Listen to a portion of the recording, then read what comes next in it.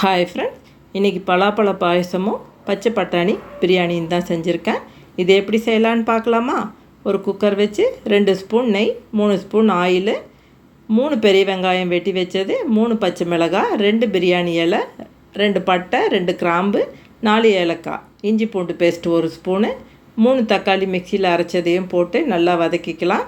2 spoon மிளகாய்த்தூள், 1 spoon கொத்தமல்லி தூள், 1/4 ஸ்பூன் மஞ்சத்தூள் போட்டு பச்சை பட்டாணி ஒரு கைப்பிடி அளவுக்கு போட்டு 1 ஸ்பூன் தயிர் ஊற்றி நல்லா வதக்கி விட்டுட்டு 1 கிளாஸ் அரிசிக்கு 2 கிளாஸ் தண்ணி ஊற்றி கொத்தமல்லி தலையும் புதினா தலையும் போட்டு நல்லா கொதித்த உடனே குக்கர் மூடியை போட்டு 2 விசில் விட்டு இறக்கி வச்சிடலாம். நல்லா ஆறின உடனே திறந்து பார்க்கலாம். நல்லா வெந்திருக்கு, சூப்பராக இருக்குது. குழந்தைங்களுக்கு பச்சை பட்டாணி முடிஞ்ச வரைக்கும் நிறையாவே சேர்க்குறது ரொம்ப நல்லது. அதுக்கு ஒரு காளானும் எக்கும் போட்டு ஒரு ஃப்ரை பண்ணியிருந்தேன் பெப்பர் தூள் போட்டு. அதுவும் தயிர் பச்சடியும் சைட் டிஷ்ஷாக வச்சு பரிமாறிடலாம். பலாப்பழ பாயசத்துக்கு ஒரு 10 பீஸ் அளவுக்கு கட் பண்ணி எடுத்துக்கலாம்.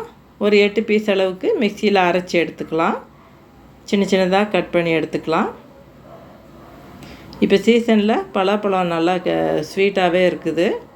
நல்லா டேஸ்ட் நல்லா வந்திருக்கு. இப்போது கட் பண்ணி எடுத்ததை மிக்சியில் போட்டு அரைச்சி விழுதாக எடுத்து வச்சுக்கணும்.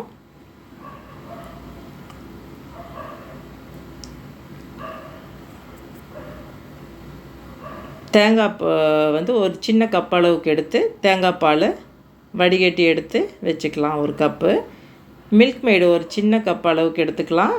சர்க்கரை சேர்க்க போகிறதில்ல. இந்த மில்க் மெய்டில் இருக்க ஸ்வீட்டே போதும். ஒரு பாத்திரம் வச்சு 1 ஸ்பூன் நெய் ஊற்றி முந்திரி திராட்சை போட்டு நல்லா வதக்கி எடுத்து வச்சுக்கலாம். அதே நெய்லேயே கட் பண்ணி வச்ச பலாப்பழத்தையும் போட்டு நல்லா வதக்கி எடுத்து வச்சுக்கலாம். இதுக்கு நெய் ரொம்பலாம் இழுக்காது.